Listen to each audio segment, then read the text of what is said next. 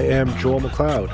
And I'm Roland, and welcome to another episode of the 905er. Today we have a couple of follow-up stories that we want to bring to you, and just some stories we've been keeping our eyes on. Roland, why don't you kick us off? Oh yeah, I mean, just following up on our Tuesday episode with Laura Babcock about LRT, and almost while we were doing the interview, the news was coming in about Bob Bratina, the MP for Stoney Creek, saying that he won't run for Liberals again, and he'll stand down whenever the next election comes, because he can't defend, in his words, the LRT proposal.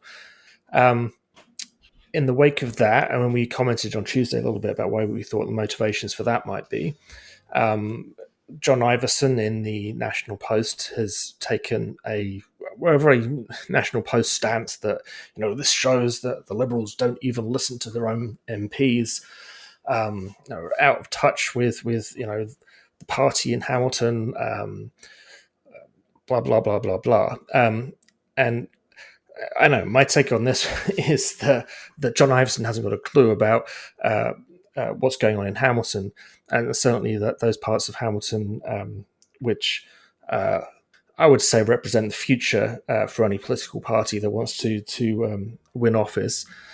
Bob Bratina has been a backbencher. I think what this really speaks to is Bob Bratina being sick of being a backbencher, and maybe seeing an opportunity to get back into municipal politics where he can be the big I am and the boss and get a bit more TV coverage. I think it's very disappointing. I think we have this. Hamilton has been unfortunate, again, as we kind of mentioned on Tuesday, to have these nominally progressive politicians who are very anti things that are kind of universally accepted by most progressive parties now. And for some reason, Hamilton can't get the things that other cities have that are successful in those other cities. Bob Bratina is one. Vito Sgro is another one. I mentioned actually on Tuesday that there has certainly been a divide in the Liberal Party in Hamilton between a kind of pro and anti-LRT side. And if you want to look provincially, you can see what a great success that has been for the Liberals in Hamilton, because they don't exist anymore as a force in that city. These guys need to move on, I think, and John Iverson needs to learn about who actually is the MP in Hamilton, who has a ministry, and who actually is in touch with the needs of the city. Well, I mean that's just it. I mean, John Iverson is writing about Hamilton from the confines of cushy old Ottawa, and I mean, I read it. I was just saying, this is out of touch with what's happening on the ground. This debate isn't out of left field, and it's not a political, gimme. This has been a debate that's been going on for I think we discussed it on Tuesday, but 12 years now. This debate has been going on and off in Hamilton. It has been thoroughly debated and divided on. We where people stand on it, and it's pretty much divided along, as you said. The suburbs versus the downtown, the hardworking people in downtown Hamilton that need a decent, reliable public transit. We mentioned on Tuesday, you had Kitchener-Waterloo, Mississauga, Ottawa, all having LRT systems in their cities. We know that hundreds of cities in Europe and around the world have some kind of LRT system in their downtown cores to shuttle people around. It's just kind of a modern feature of a 21st century city, a progressive, modern, technologically advanced city. Without preaching to the choir, I know many of our listeners may already know these facts, but the reason why a hard metal track is more advantageous than rubber tires. You think, like, really, what's the difference? Why do we need to put these tracks down?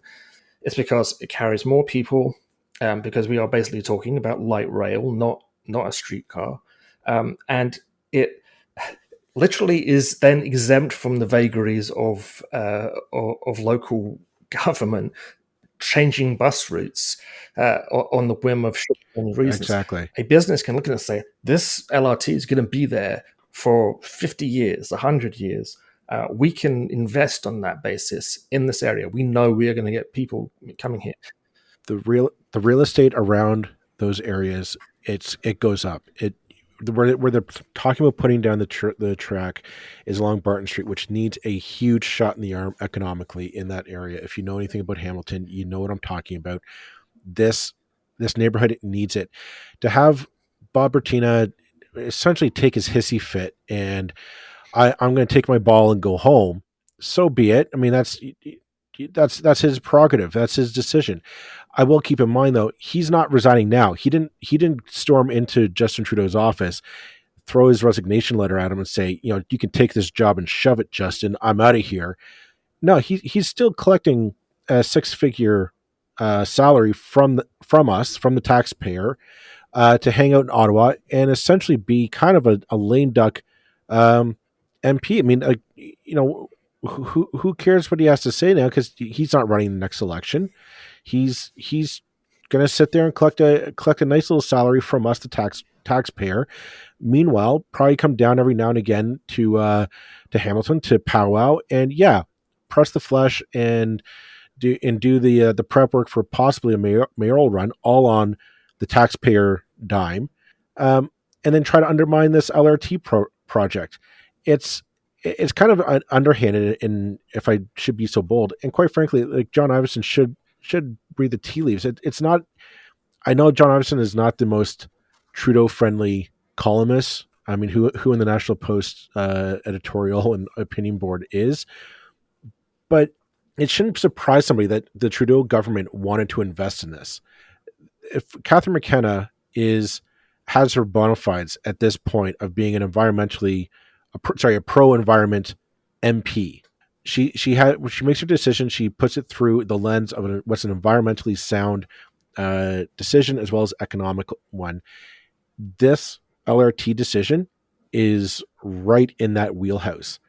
And quite frankly, to say that Hamilton wasn't consulted is disingenuous. Catherine McKenna is from Hamilton, if I'm not mistaken, and the ranking MP here on the ground, Philomena Tassi, who's the Minister of Labor, MP for Hamilton Ancaster, she was the one spearheading, the championing it. So to say that Hamilton wasn't consulted is a lie. I mean, we remember when Doug Ford abruptly canceled, just withdrew the funding from it, and you saw councillors stewing over this, angry, saying, we weren't consulted. We were making plans for this, and Mayor Eisenberger being, foaming mad that they weren't consulted and that this abruptly happened to them. To say like, people don't want it in Hamilton is quite frankly, it's uneducated.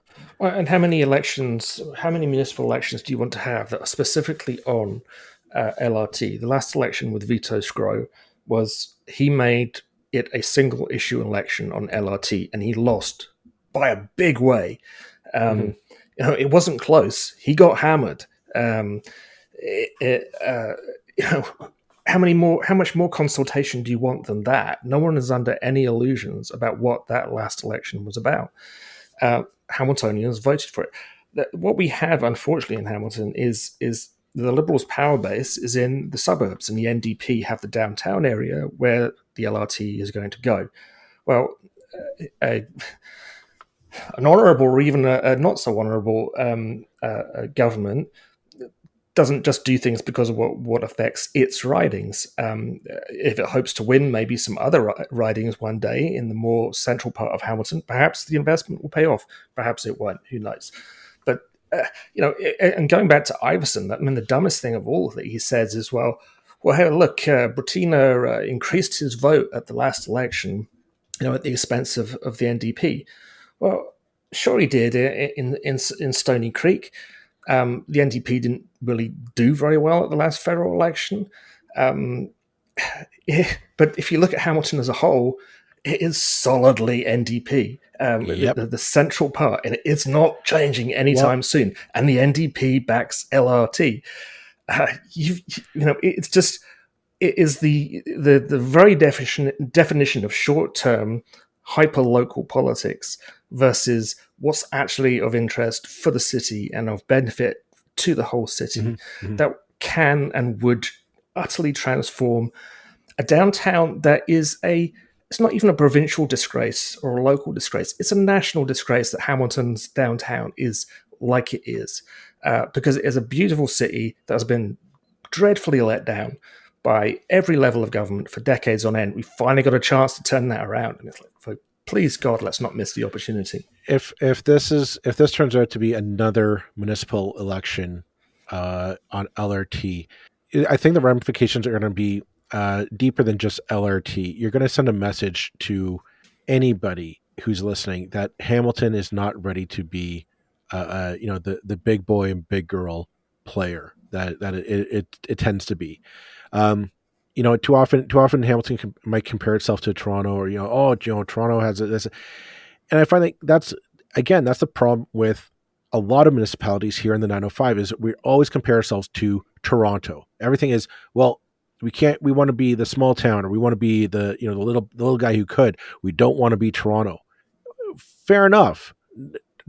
I don't want to be Toronto either, but I'm also accepting the fact that change is inevitable. We have to look to the future, and why don't we just decide what we want to be? And part of that would be, yeah, we have to be progressive. We have to start modernizing public transit infrastructure. We have to start thinking about new industries to take root in our cities and in our communities. We need to start looking past these parochial, suburb urban center divides, and start thinking of a unified uh, system of government and representation and economic engines. This LRT can be the start. It's not going to be the save all solution, but it's, by God, it's a start, and it's a way to just send a message of, you know what, Hamilton's here to play. We're here to stay, and we're gonna keep trucking forward. And I'll say something else about um, the people who have opposed LRT most vociferously in Hamilton. And there's a lot of liberals amongst them, and I'm familiar with them from my time as a liberal volunteer. Now, Hazen was never paid for anything; it's all volunteer based. Um, Through my whole time as a liberal volunteer, Hamilton was just stood out as being so different from everywhere else I went, and that there were these people, all male, all on the older side of things, who seemed to just dominate the conversation and seemed to have decided that what they said mattered and what anybody else thought was irrelevant.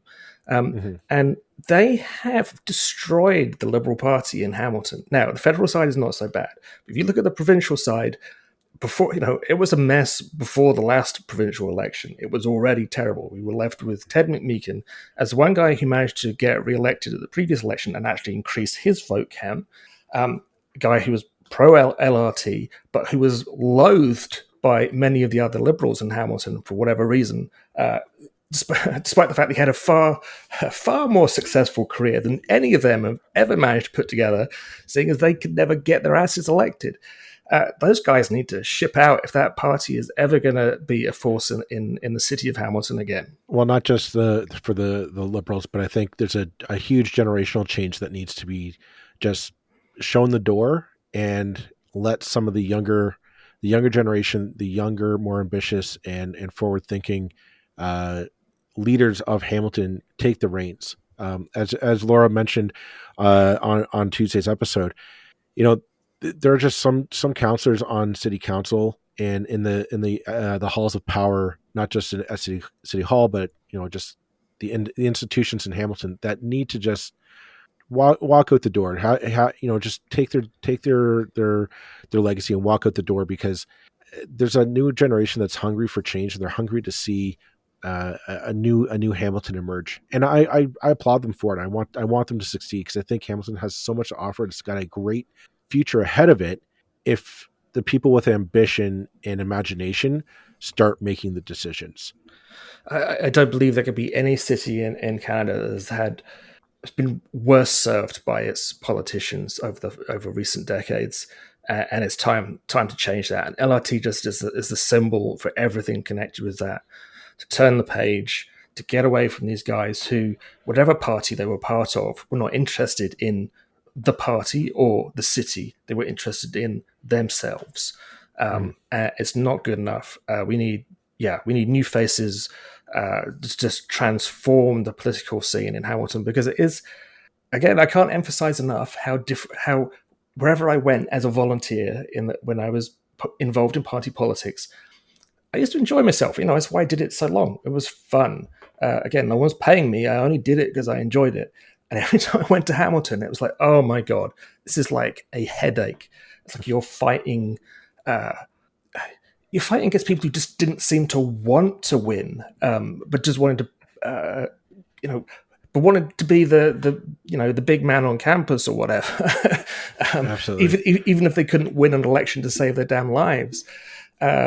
Hamilton deserves better, boy. And it gives me no pleasure to speak about people from a party that I used to be part of in that way, but it's the damn truth. And I don't care what party they were in. They need to go. They need to get out of politics and let Hamilton be served by people who have the interest of the city at heart, whatever party they're in. Mm-hmm.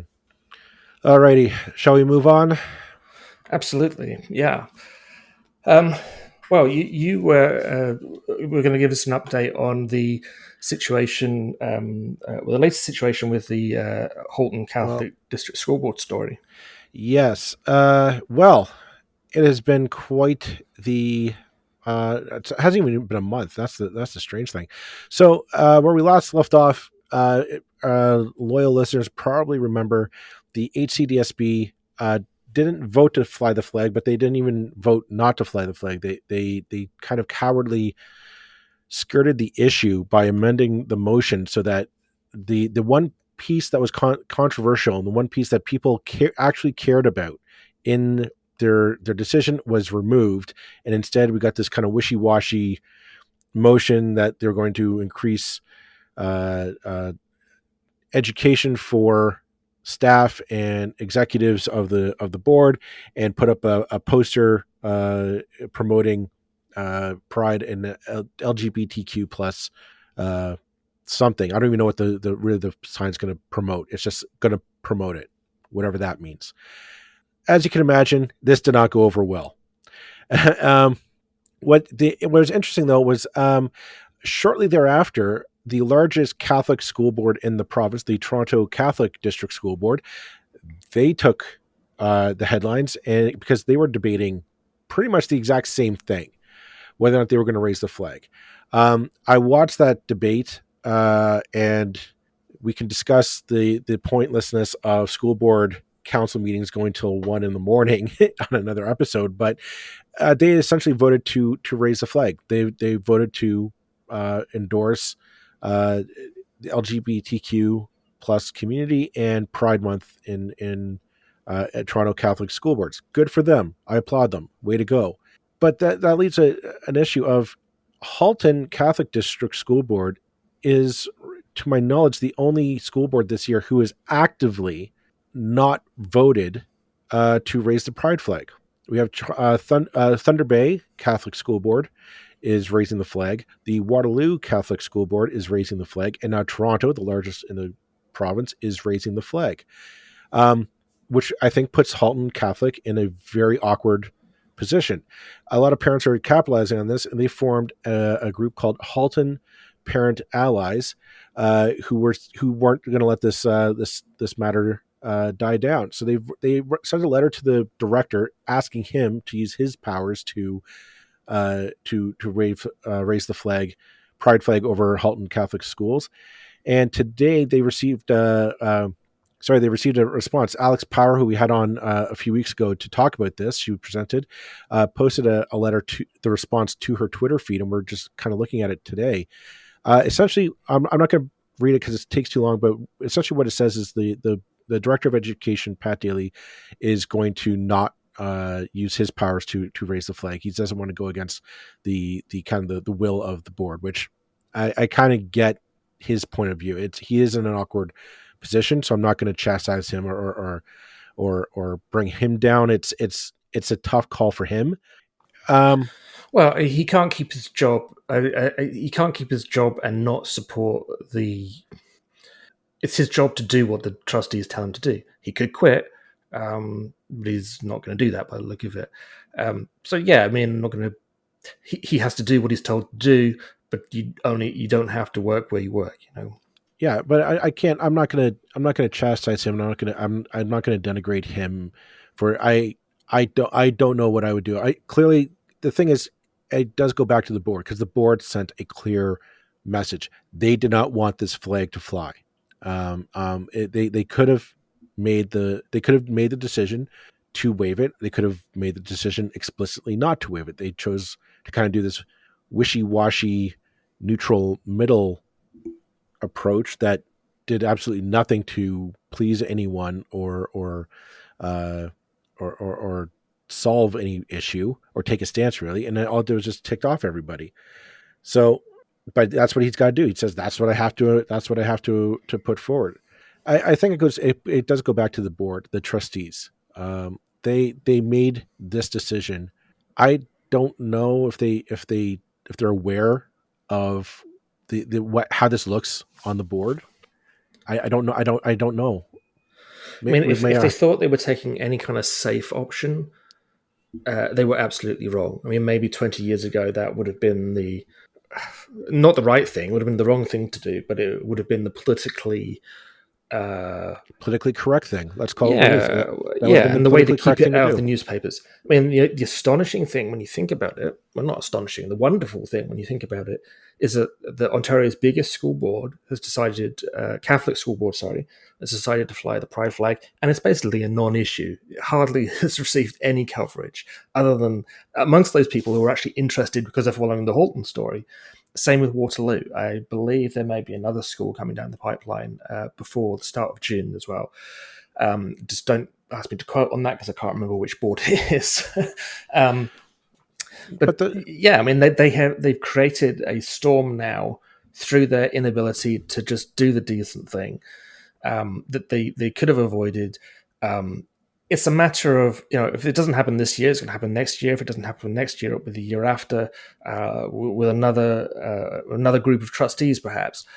They're going to lose this. It's a matter of when, not if. And all they have done is given themselves a day to live in ignominy by their poor well, decision making. let's call it what it is. I mean, there are trustees that are standing by this decision. I know that there are a couple trustees who have distanced themselves from that decision. They said this isn't. They said so in the meeting themselves that this is not what they wanted to do. Wasn't what they wanted to vote on. The board itself. Now I'm going to single it like the actual board. The trustees have labeled themselves by default homophobes and bigots. And it's not, I'm not going to call the Halton Catholic District School Board staff because I'll be honest, the teachers and staff and the students and parents that attend it have saved the reputation of the board. I've written about this on my blog and on the 905er website, and I'm just going to reiterate it. The staff, I mean, within 24 hours of the decision coming down, schools were tweeting out pro LGBTQ plus affirming messages saying you're welcome in our schools. This school is a safe place for you. Uh, using unequivocal language. It was blatantly clear. They wanted to send a message to their population, to their LGBTQ population. It's the number of like this Halton Parent Allies group that formed in the wake of this decision. The students like it's I've never seen where like a grassroots movement has indicated that they're so opposed to their leadership. Like the trustees have demonstrated they're just completely clueless in terms of what their constituents want. Like I can't say how they say, well, they're divided. The staff, the teachers, and the parents and students are not divided on this. They're not. I've yet to see. I don't know where the division is of anyone who's in the like maybe somebody doesn't agree with it, but they're not forming a group. They're not forming a movement to do it to advocate. Um, Well, yeah, and we know there are groups out there that are well funded and vociferous in their support of, well, bigotry, in essence. When we're talking about people like the Campaign Life Coalition and folk like that. Um, uh, and yeah, they've been very quiet, presumably because they can't manage to get the support locally to make the kind of stink that they would like to make. Um, and I think that's significant. I mean, there obviously there was not unanimity in Halton on this issue, because there's not unanimity in Halton on any issue. But I think the tide has turned, and the director of education kind of gave the impression in his letter to the parent group that, there's, well, opinion is divided. Well, yeah, but not so much. If you tot up the actual submissions, it was about 70% in favor of raising the flag.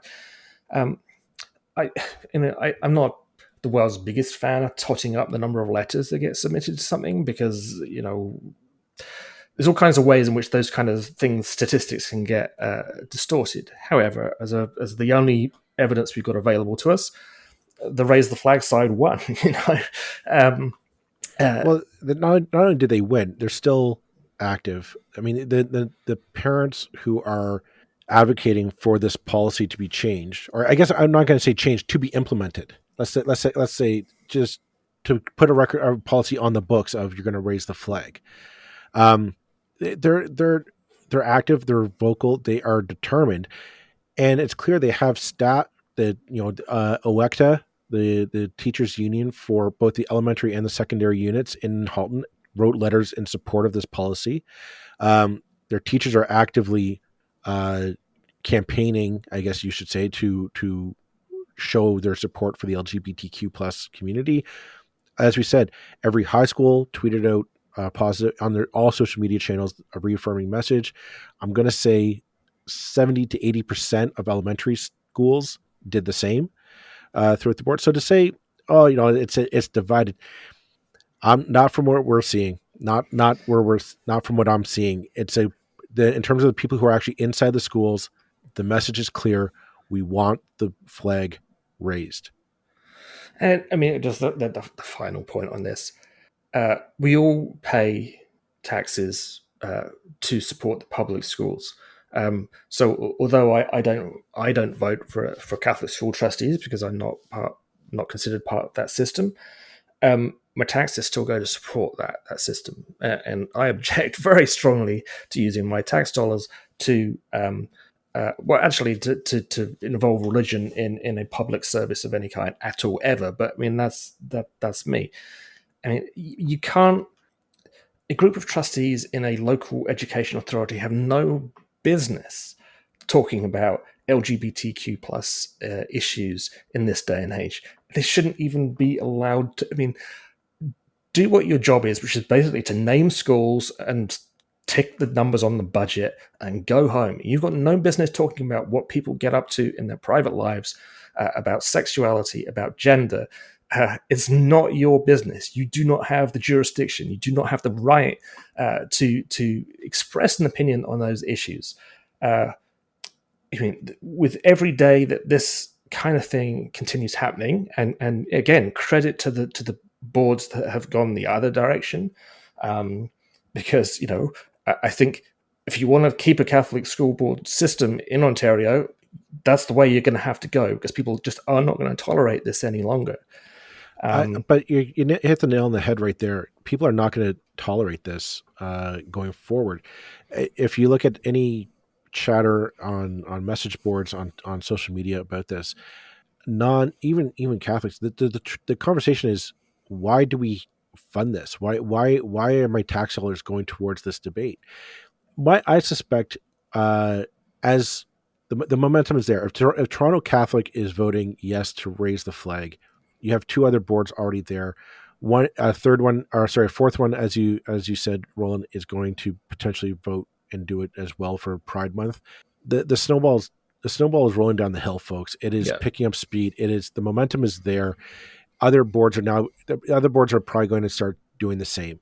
And quite frankly, Halton Catholic trustees have put this asterisk next to each of their names of, yeah, you actively took a stance against this. You're right now, you're showing you're on the wrong side of history. You're on the wrong side of this debate. And, you know, you, it's sad because, the majority of the trustees think, oh, well, the vote's decided, we'll move on from this. It's not moved on. Nobody's going to let you move on from this. No. You're just, all you've done. The more you dig your heels into the sand, the more you get labeled as bigots and homophobes. And that's a unfortunately, that's a title that is hard to shake these days. Yeah, and it's this is the only thing this school board will ever be known for now. I don't know what other good things they've done. We had the chair on the other week. He was literally very impressed by the things he had to say on the subject we were discussing then. But no one's going to remember that, sadly, because this will be the issue.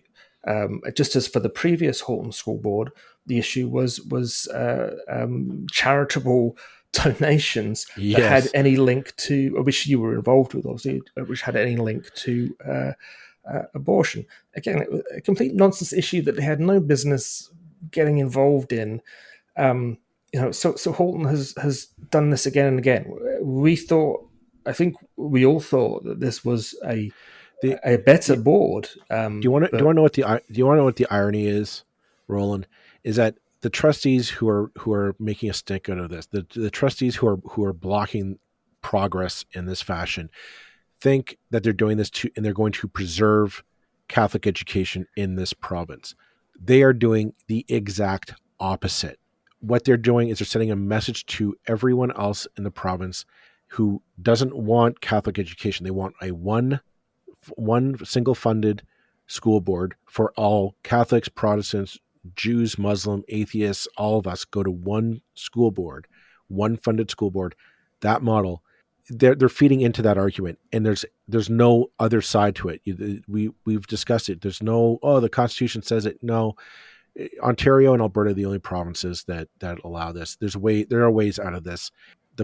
If this is going to be used as an example, eventually some politician who needs to make a name or needs to make a single issue election will use Halton Catholic School Board as the example of, we need to do away with this. We can't allow bigots and homophobes to have the microphone and use tax dollars to promote this crap. Yeah.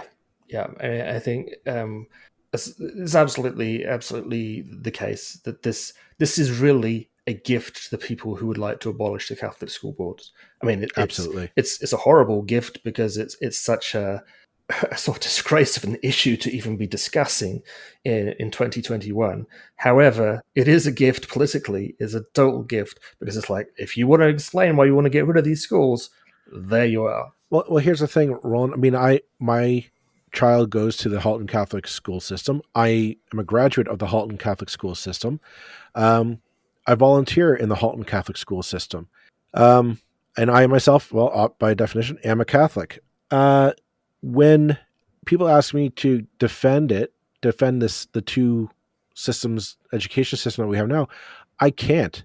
I honestly can't. I cannot for the life of me find a rational argument to say, yeah, we should keep this. This is good. Because I can't, you can't justify it with the fact that, yeah, I believe the flag should be waving. It's a non-issue for me. The flag should be waving over every school during Pride Month, separate and public, because that's, especially in high school, that's when you're coming into your own. You're learning who you are. You're learning your own sexuality and your own voice and your own who you are, and it's scary. It's scary, and you need just those symbols of affirmation of, you know what, I'm going to be okay here. I walk through these doors of this school. I'm going to be okay, because you might not be wearing it on your shoulder. You might be confused yourself, but you need to know, I'm going to be okay if I walk in these doors. And the Halton Catholic is sending out very mixed signals on this front, unfortunately. And I think time will tell. They're in the wrong. Absolutely. Let's leave it there for this week. Thanks everybody for tuning in, not tuning in, downloading today, and we'll be back next week, and we'll be having more, I know, on this story very soon. It's not one that we're going to be letting go of either. Thanks, everybody, and bye for now. Bye-bye.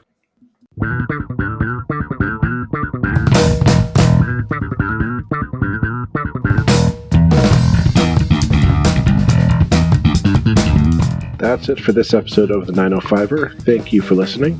As always, you can send us your feedback, thoughts, and concerns or ideas for future episodes to our email, info@905er.ca. We love to hear from you. You can help us keep the 905er going by financially supporting us through Patreon as well as PayPal. Visit us at 905er.ca and click on the support tab. As well, links are in the show notes for your convenience. Lastly, you can find us on social media. Search for _905er on Facebook, Twitter, Instagram, and LinkedIn. So long for now. See you next time.